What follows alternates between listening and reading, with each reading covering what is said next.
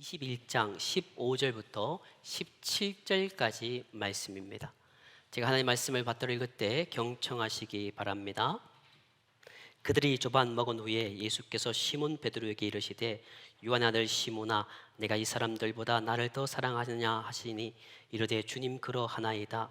내가 주님을 사랑하는 줄 주님께서 아시나이다. 이르시되 내 어린 양을 먹이라 하시고 또 두 번째 이르시되 요한 아들 시몬아 내가 나를 사랑하느냐 하시니 이르되 주님 그러하나이다. 내가 주님을 사랑하는 줄 주님께서 아시나이다. 이르시되 내 양을 치라 하시고 세 번째 이르시되 요한 아들 시몬아 내가 나를 사랑하느냐 하시니 주께서 세 번째 내가 나를 사랑하느냐 하심으로 베드로가 근심하여 이르되 주님 모든 것을 아시오매 내가 주님을 사랑하는 줄을 주님께서 아시나이다. 예수께서 이르시되 내 양을 먹이라. 아멘. 이 신앙을 열어가면서 여러분들이 삶을 살아가면서 좀 더 재미있고 좀 더 활력 있는 삶을 살아가는 것이 우리의 소망이기도 합니다. 하나님을 믿는다는 것이 결코 쉽지 않음에 불구하고 그 신앙 여정을 살아가면서 조금 행복해지고 싶고 또 아름답게 형통하게 살고 싶은 것이 우리의 소원입니다. 그럴 때마다 하나님은 기적을 통해서 여러분들 만나 주시기도 하지요. 그 기적을 통해서 다시 한번 내 삶의 활력을 얻기도 합니다. 또한 우리는 내 인생에서 없었으면 좋았을 고난을 통해서 하나님을 만나기도 합니다. 그래서 밑바닥의 인생을 살아가던 우리에게 고난을 주셔서 밑바닥에서 밑바닥을 보지 말고 하늘을 바라보는 말미암아 다시 한번 기지개를 펴고 하나님을 향해서 믿음의 여정을 걷도록 하십니다. 근데 인생을 살면서 누구나 한 번쯤 기적을 만났을 것입니다. 병고침의 기적 그런 것들이 아니더라도 여러분은 기적을 한 번쯤 이상은 경험했을 것입니다. 고난도 당할 만큼 당했을 것입니다. 이 고난을 통해서 기적을 통해서 하나님을 만나서 삶이 변화되었건만 정말 진정으로 내 삶이 변화되는 것은 결코 쉽지가 않습니다. 기적을 통해서 하나님을 만나고 고난을 통해서 하나님을 만났건만 내 삶의 진정한 변화는 아직까지 일어나지 않은 채 이 자리에 있을 수도 있습니다. 혹자는 그런 말을 합니다. 교회 생활이 재미가 없습니다. 가정에 기쁨이 없습니다. 세상을 바라보고 교회 바라보고 환경 바라보니 늘 한숨만 납니다. 그것은 무엇 때문일까요? 세상 사람은 환경 바라보고 사람 바라보니 그런 말을 하겠지만 우리는 주님을 바라보면 그런 말을 하지 않게 되지요. 자, 오늘 본문의 베드로를 통해서 하나님의 말씀을 듣기 원합니다. 우리는 만남 시리즈 세 번째 시간 베드로 말씀으로 함께 은혜를 나눕니다. 이 베드로는 그런 우스개 이야기가 있습니다. 트라우마가 있습니다. 그 트라우마가 뭔가 하면 두 사물에 대해서는 트라우마가 있었답니다. 첫 번째는 닭입니다. 그래서 닭이 울 때마다 닭을 볼 때마다 스트레스가 이만저만이 아니었습니다. 두 번째는 불이었습니다. 그래서 왜냐하면 예수님을 부인할 때도 불 앞에서 부인하고 예수를 만나서 대화할 때도 불이니까 이 불만 보면 겁이 났던 베드로지요. 이 베드로가 이제 예수님이 성천하시고 난 뒤에 그가 열심을 다해서 주님을 섬겼습니다. 그런데 어느 날 너무 열심히 일을 해서 그가 이제 병이 생깁니다. 그래서 지금 말로 하면 감기 몸살이 걸리지요. 그래서 용하다는 한의사를 부릅니다. 우스개 이야기입니다. 한의사 불러서 진맥을 합니다. 그래서 이만저만해서 이제 베드로에게 이야기합니다. 베드로 선생님, 닭 한 마리를 잡아서 삼계탕을 해 드십시오라고 처방을 내립니다. 그래서 이 베드로가 닭을 잡아 먹었습니다. 그런데 깨끗하게 다 사라졌습니다. 그래서 사람들 묻습니다. 아니 어떻게 그렇게 용한 처방 내렸습니까? 제가 보니까요, 저 베드로 선생님은 닭만 보면 경기가 하니까 저 닭놈을 모가지를 비틀어서 잡아주면 먹이면 병이 나을 것 같아서 처방했습니다라는 우스개 이야기가 있습니다. 이게 베드로의 삶이었지요. 자, 그런 베드로의 삶의 이야기가 본문에 있습니다. 이 본문의 이야기를 하기 전에 우리는 누가복음으로 가야 이 본문을 좀 더 쉽게 이해할 수 있습니다. 누가복음 22장 32절 말씀을 제가 읽습니다. 그러나 내가 너를 위하여 내 믿음이 떨어지지 않기를 기도하였노니 너는 돌이킨 후에 내 형제를 굳게 하라. 아멘. 여기 보시면 여러분들이 그런 의문점이 듭니다. 왜 예수님께서 3번 베드로가 부인하는 것을 막지 않았을까? 왜 예수님은 그렇게 성성장구할 수 있는 베드로의 길을 끊고 그가 왜 중간에 방황하듯 만들었을까라는 의문점이 있습니다. 그렇지 않습니까? 근데 여러분들이 인생을 살면서 그런 경우가 가끔 있습니다. 왜 하나님은 그런 문제를 미리 알려주었으면 내가 답을 알 수 있을 건데 왜 그런 문제를 주셨습니까? 라고 하는 경우처럼 우리가 그런 의문점을 던지는데 여기 보시면 예수님께서는 이미 아셨습니다. 베드로가 3번 나를 부인할 것임을. 그런데 성경은 어디에도 예수님께서 베드로의 그 3번 부인하는 것을 알고 미리 알려주었다라는 말씀은 없습니다. 그런데 오늘 본문의 말씀 보시면 예수님께서 베드로가 3번 부인할 것을 아심에 불구하고 알려주지 않았지만 베드로에게 한 가지 미리 정보를 줍니다. 베드로야, 내가 나를 부인할 거야. 그런데 너는 나를 부인한 후에 제자리로 돌아올 거야. 그래서 다시 한번 내가 힘을 얻고 나의 수제자가 되어서 내가 평생 주님을 섬길 거야 라는 언지를 주시는 것이 바로 누가복음 22장 32절의 말씀이지요. 자, 하반절 말씀 보시면 거기에 예수님께서 베드로에게 말합니다. 너를 돌이킨 후에, 그러니까 너 스스로 돌이킨 후에, 이 말씀의 의미가 무언가면 돌이킨다라는 것은 다른 것이 아니라 복원하다, 다시 자리를 되찾다라는 것이 돌이킨다라는 것이지요. 예수님께서는 베드로가 자기를 부인할 것을 애써 침묵하신 반면에 오늘 본문의 말씀처럼 베드로에게 다시 한번 내가 복직할 것을, 내가 제대로 돌아올 것을 주님은 말씀하고 있는 것이 바로 누가복음의 말씀이지요. 저와 여러분은 완벽한 사람이 아닙니다. 혹시 여러분의 남편, 아내가 완벽하십니까? 그런 소리 하지 마세요. 그런 분이 없습니다. 여러분 가운데 무슨 소리의 목사님, 우리 남편 완벽합니다. 대단한 분입니다. 인생을 살면서 완벽한 남편, 완벽한 아내, 완벽한 자녀, 완벽한 사람 이 땅에 단 한 명도 없습니다. 주님이 말씀하셨고 성경은 이렇게 얘기합니다. 전도서 7장 20절 말씀은 이렇게 이야기하고 있습니다. 선을 행하고 전혀 죄를 범하지 아니하는 의인은 세상에 없기 때문이로다. 아멘. 자, 이 말씀이 어떤 의미인가 하면 세상에는 다 죄인뿐이다라는 것이겠죠. 그래서 우리가 인생을 살면서 실수를 하느냐 그렇지 않느냐의 문제가 중요한 게 아닙니다. 여러분 누구나 실수합니다. 아버지로 실수하고 남편을 실수하고 아내로 엄마로 실수합니다. 자녀로 실수하지요. 목사로 실수합니다. 직분자로 당연히 실수하지요. 그런데 실수를 하느냐 하지 않느냐의 문제가 아니라 더 중요한 것은 실수 후의 행동입니다. 여러분들이 아내에게 잘못했으면 여보 스큐즈를 해야 됩니다. 내가 잘못했다라고 하는 것이지요. 그 실수 후의 행동이 중요하다는 것이지요. 자, 항상 성경이 말하는 것이 뭘까요? 완벽하게 살아라. 너희가 죄짓지 말라. 그런 말은 성경에 없습니다. 왜냐하면 성경이 말씀드렸던 것처럼 이 땅에 의인이 없기 때문에 하나님은 그런 말씀을 하지 않습니다. 얼마나 하나님이 그 사실을 우리에게 알려주길 원했던가 하면 성경에 의인은 없나니 아무도 없다라고 로마서에 기록해주고 있습니다. 그러면 누가 의인일까? 하나님이 원하는 사람이 누구일까? 그것은 바로 죄를 범하더라도 빨리 제자리로 돌아오는 것이지요. 오늘 우리가 베드로를 보려고 하는데 이 베드로도 투박한 사람입니다. 죄를 지었던 사람이지요. 자, 그런데 그가 대단한 것은 빨리 돌아왔다. 갔던 사람이지요. 자, 그래서 32절 말씀 보시면 주님께서 뭐라 하는가 하면 내가 돌이킨 후에 내 형제를 굳게 하라라고 말씀하고 있는 것이지요.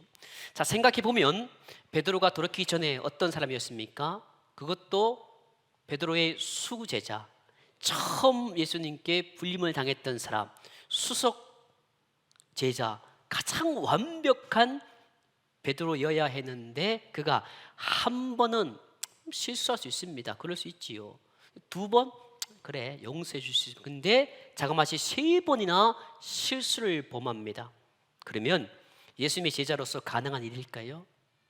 예수님의 제자로 또 불합격이지만 더 중요한 것은 예수님의 수제자로서도 이건 빵점입니다. 자, 그런 베드로를 어떻게 대접해야 됩니까? 푸대접해도 괜찮습니다.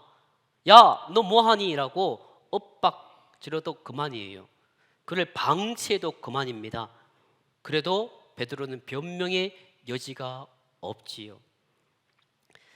실수하기에는 너무나도 지나친 것이 베드로의 잘못됨이었습니다. 자, 그런데 놀랍게도 성경은 베드로의 실수에 대해서 주님은 이런 반구에 말씀이 없습니다. 책망도 하지 않습니다. 힐난이나 추궁도 하지 않습니다.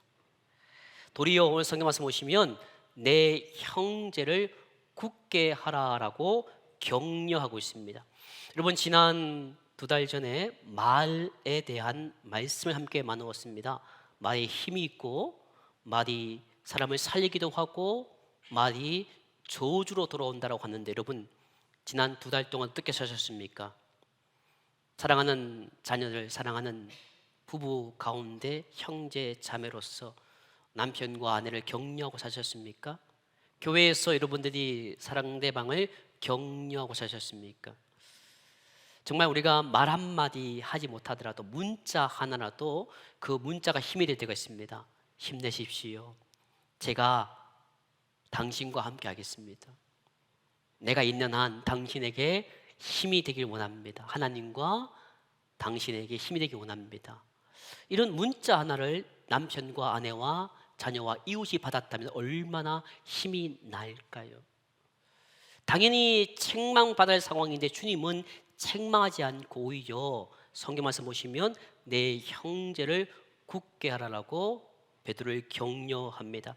자, 이러한 배경 속에서 주님은 오늘 본문에서 베드로를 만나 주시는 것이지요.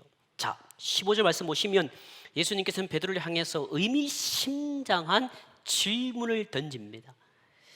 내가 이 사람들보다 나를 더 사랑하느냐라는 질문입니다. 자, 이게 보시면 첫 번째, 두 번째, 세 번째 질문 가운데 첫 번째 질문에만 있는 말이 있습니다. 그것이 바로 어떤 말인가 하면 누가 베드로야, 너가 이 사람들보다 나를 더 사랑하느냐, 비교를 합니다. 자, 이 어떤 의미인가 하면 이 사람들이라는 것이 무엇으로 대변되는가 하면 이 사람들은 자식일 수도 있습니다. 남편일 수도 있고요, 아내일 수도 있습니다. 그리고 물질일 수도 있습니다. 쉽게 말하면 세속적인 것보다 나를 더 사랑하느냐라고 첫 번째 질문을 던지지요. 자, 그러한 상황 속에서 보시면 이 질문을 던질 때 오늘 읽었던 요한복음 21장 15절 이전 1절부터 보면 여러분들이 이 본문을 딱 읽는 순간 이미 마음문이 확 닫혀버립니다. 왜요? 다 아는 이야기라고 생각합니다. 저도 2020년도에 기억하라 시리즈로 제목이 디베랴 호숫가라는 제목으로 말씀을 드린 적이 있습니다. 물론 내용은 전혀 다르지만 여러분 생각하기에 이미 들었던 말씀, 이미 아는 말씀이기에 닫혀질 수 있겠지만 오늘 본문을 이해하기 위해서는 21장 내용을 이해해야 되는데 예수님의 제자들은 실망하고 이제 더 이상 희망이 없기에 낙향을 합니다. 오히려 금이 환영하는 것이 아니라 할 일이 없으니 이제 디베랴 호숫가로 모여서 그들의 본업인 어부 생활을 합니다. 밤새껏 고기를 잡는데 고기가 한 마디도 잡지 못하지요. 그때의 성경 말씀 보시면 어떤 이야기가 나온가 하면 한 사람이 다가옵니다. 성경 그렇게 이야기하시죠. 그 사람이 묻습니다. 고기 많이 잡았소? 라고 묻습니다. 그러자 제자들이 한 마리도 못 잡았소? 라고 이야기하시요. 그러자 그 사람이, 성경은 그 사람이 하는데 그 사람이 배 오른편으로 던져 보시오라고 이야기하시요. 그래서 그들이 믿져봐야 본전이니까 고기를 배에서 이제 오른편으로 던집니다. 그런데 한가득 이제 고기가 잡혔다라는 것이 본문의 배경이지요. 자, 그런 상황 속에서 이제 고기를 잡으려고 하는데 그 사람이 다가왔을 때 이 예수님을 알아본 사람이 있습니다. 성경은 그 사람의 이름을 밝히지 않습니다. 왜요? 요한 스스로 밝히기가 부끄러웠기 때문에 그 사람이 부활하신 주님이라고 알아보고 베드로에게 베드로야, 부활하신 주님이야 라고 소리칩니다. 그럴 때 베드로가 벗고 있던 옷을, 벗고 있던 몸을 이렇게 감싸기 위해서 겉옷을 입고 예수님을 향해서 뛰어가시요. 성격이 지금도 급합니다.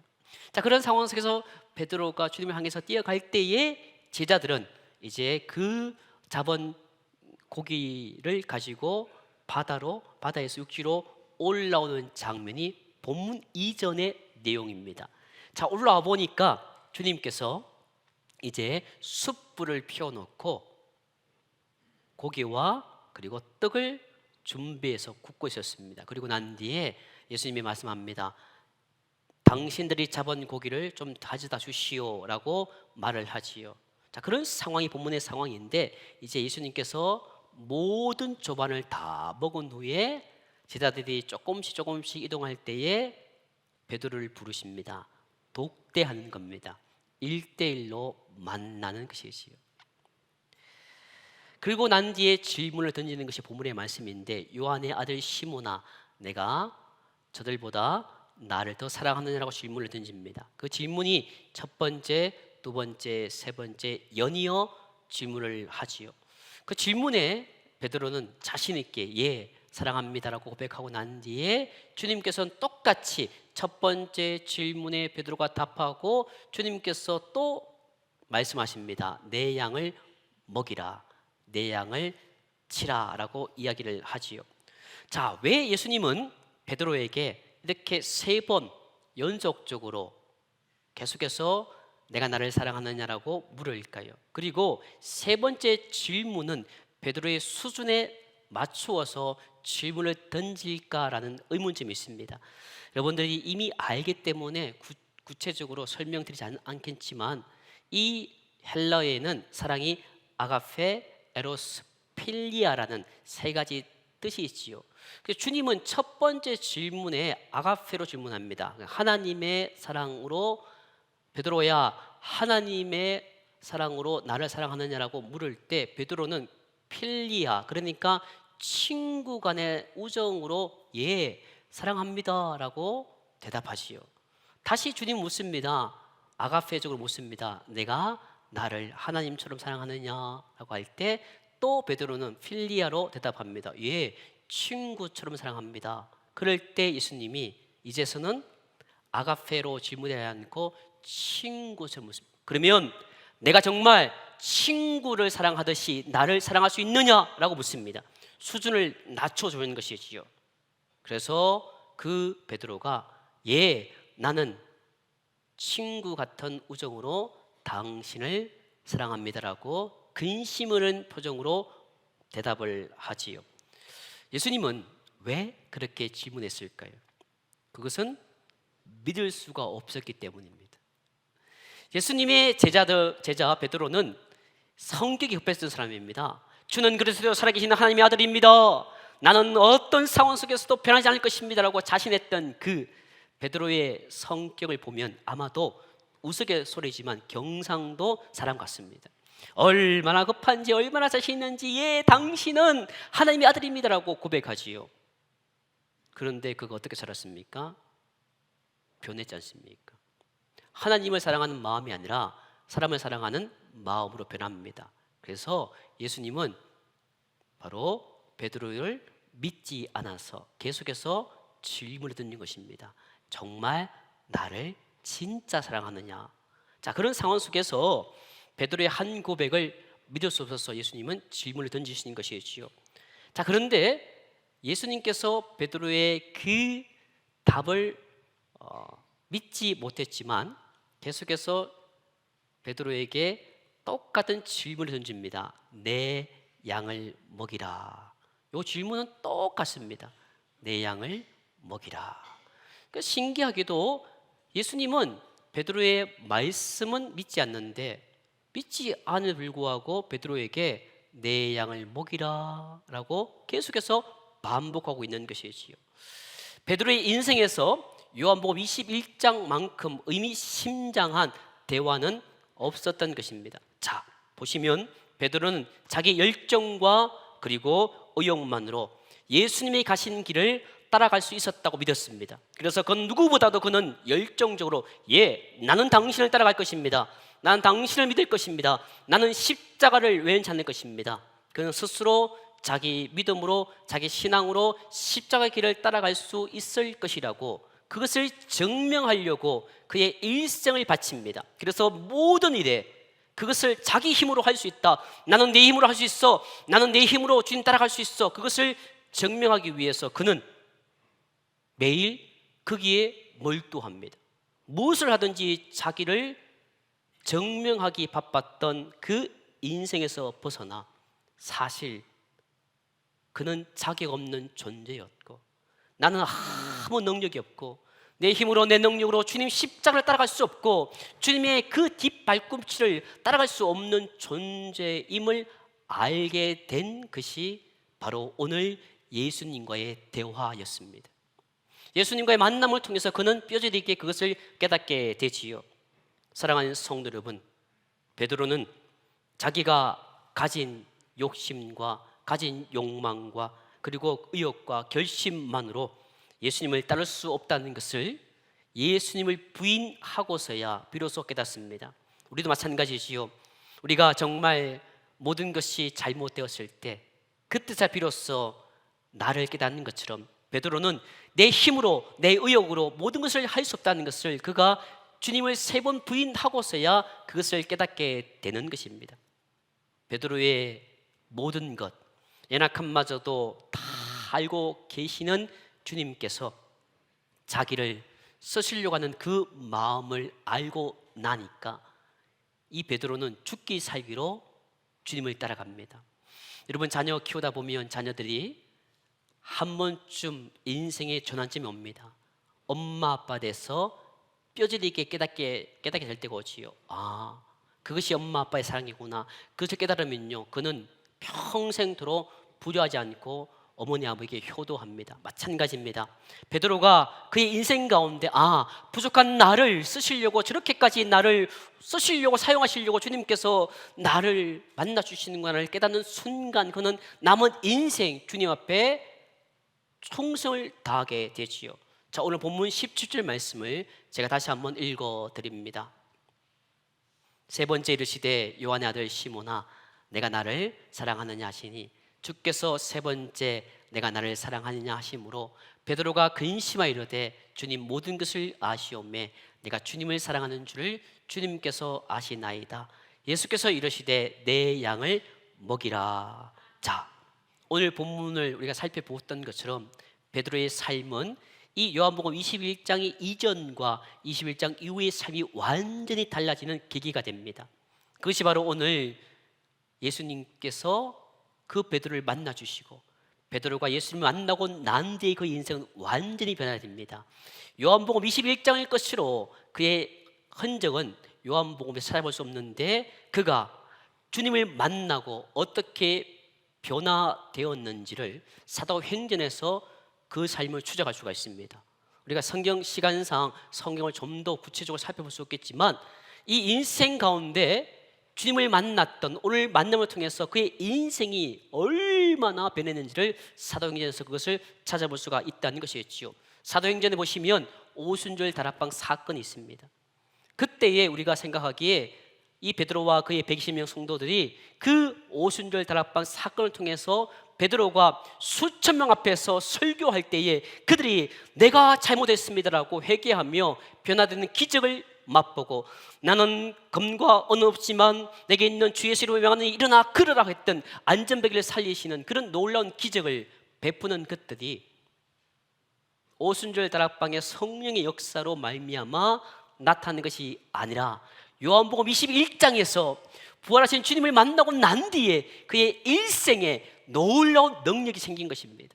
그동안 믿지 못했던, 알지 못했던 주님을 만나고 그는 완전히 변화된 삶을 살게 되는 것이었지요. 변화된 베드로는 최선을 다해서 주님이 맡겨주신을 감당하게 되는 것입니다. 사실 말입니다. 하나님은 베드로에게 요구하시는 것이 최고가 아니었습니다. 근데 베드로는 최고가 되기 원했던 것입니다. 항상 제일 먼저. 그래서 성격 급하니까 다른 제자가 고백하기 전에 당신이 어떤 사람이다 고백하고 모든 일에 항상 최고가 되길 원했지요. 그러나 하나님은 베드로에게 요구하는 것은 너의 자리에서 최선을 다하는 것임을 하나님은 베드로에게 요구했던 것입니다. 여러분 인생을 살면서 주어진 자리가 어떻습니까? 가정에서 아버지 어머니로 최선을 다하시겠지요. 자녀 위해서만큼은 최선을 다합니다. 정말 대한민국 엄마 아빠들은 정말 최선을 다하지요.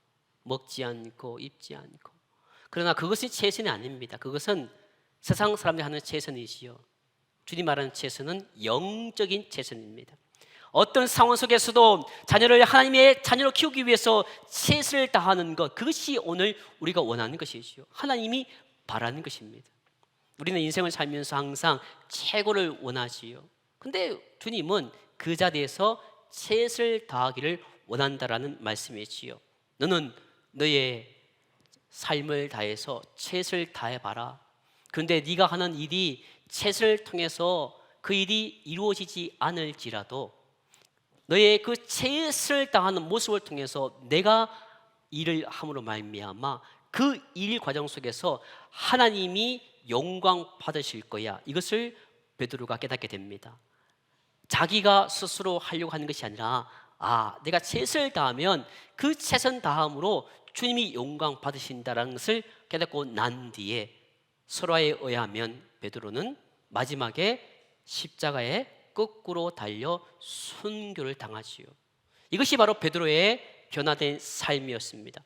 사도행전에 나타난 이 베드로의 중요한 사역들이 왜 중요한가 하면 바로 그 험많고 정말 보잘것없는 베드로를 하나님께서 들어 사용하셔서 당신의 이름이 무엇인가를 나타내기 위해서 하나님이 어떻게 그를 사용하는지를 고스란히 담고 있는 것이 사도행전의 말씀인 것이지요. 그래서 베드로는 자신이 누구인지를, 내가 왜 주님의 부르심을 받았는지를 그의 일생을 통해서 깨닫게 되는 것이었지요. 여러분 생각해 보면 우리는 하나님을 알아가는 일이 좀 짧았으면 좋다고 생각합니다. 그러나 베드로는 그것을 깨닫는데 전 생애가 다 허비됩니다. 그래서 마지막 그 생애에 자기의 고백이 이루어지기 위해서 십자가에 거꾸로 매달리지요. 이것이 베드로의 일생이고 우리의 일생인 것입니다.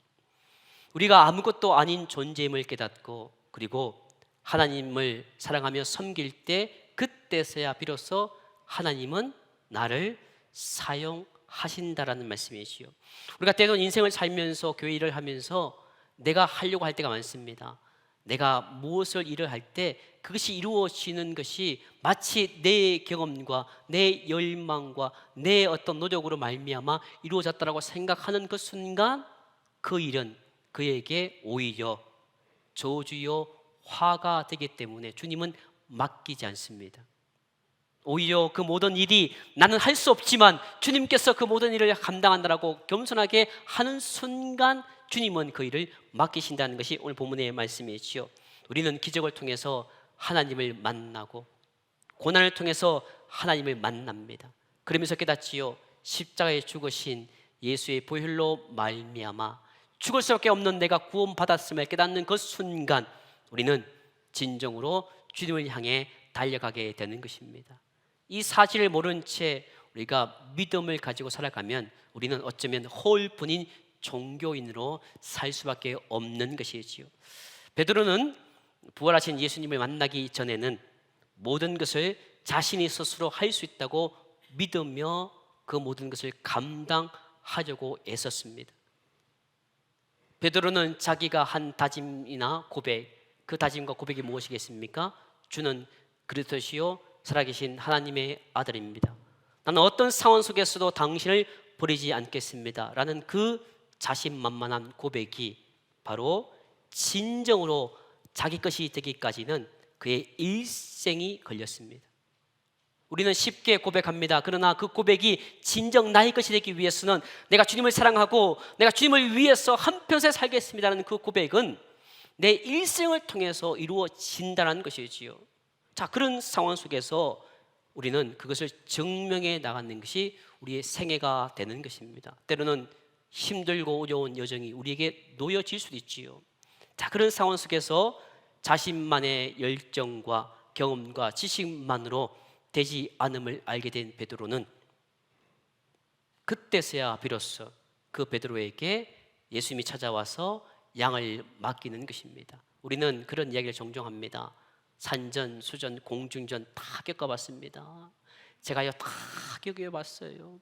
내가 다 해봤는데 안 돼요. 그러나 베드로도 산전, 수전, 공중전 다 겪어봤지만 그러나 그것만으로 되지 않음을 깨닫게 되자 비로소 베드로에게 주님이 찾아오시고 그리고 그에게 진정 양을 맡기신 것입니다. 베드로는 인생은 이 예수님을 만나기 이전에는 자기 자신에게 기초를 두고 살았던 인생이었습니다. 그래서 자신만이 최고였습니다. 자신만의 의지로 살 수도 믿었지요. 그러나 오늘 이 요한복음 21장을 통해서 그 사도행전 말씀을 추적해 보면 그의 모든 인생은 오늘 이후로 예수님의 신앙에 기초를 두는 것으로 한 단계 도약을 하는 것입니다. 여러분들이 계단을 올라갈 때 한 계단 한 계단 올라가는 건 쉽다고 생각하지만 그러나 신앙의 한 단계, 그 단계가 나에게 기초를 두었던 내 신앙이 하나님께 기초를 두는 신앙으로 한 단계 올라간다는 것은 일생이 걸립니다. 엄청나게 어렵습니다. 베드로는 그 이름의 의미처럼 진짜 비로소 그 이름이 무엇입니까? 반석입니다. 바로 그 이름의 진정한 의미처럼 예수님께 그가 의지하게 되는 것이지. 이것이 단 한 번의 만남을 통해서 이루어지는 것입니다. 바라기는 오늘 이곳에 계시는 영락의 성도인 여러분, 부활하신 주님을 진짜 만나시기 바랍니다. 우리가 의지하고 우리가 바라보는 그 모든 것을 내려놓고 진정 부활하신 주님을 만남으로 말미암아 주님의 그 삶에 의지하는 삶이 되기를 바랍니다. 내 힘으로 내 능력으로 할 수 없음을 깨닫고 모든 것에 주님을 의지함으로 말미암아 여러분의 남은 생애가, 여러분의 가정이, 또 여러분의 섬기시는 교회가 하나님의 놀라운 능력을 받으시고 하나님의 놀라운 축복을 받고 살아가는 여러분의 삶이 되시기를 주의 이름으로 간절히 축원합니다. 기도하겠습니다. 이제 함께 기도하기 원합니다. 하나님, 내 삶에 의지하고 내 능력에 의지하고 내 노력에 의지했던 나를 용서해 주시고 이제부터 부활하신 주님을 만나서 나를 의지하지 않고 주님을 의지하는 말미암아 하나님 주시는 놀라운 능력과 축복을 누릴 수 있는 삶이 되게 달라고 이 시간 간절히 하나님께 기도합니다.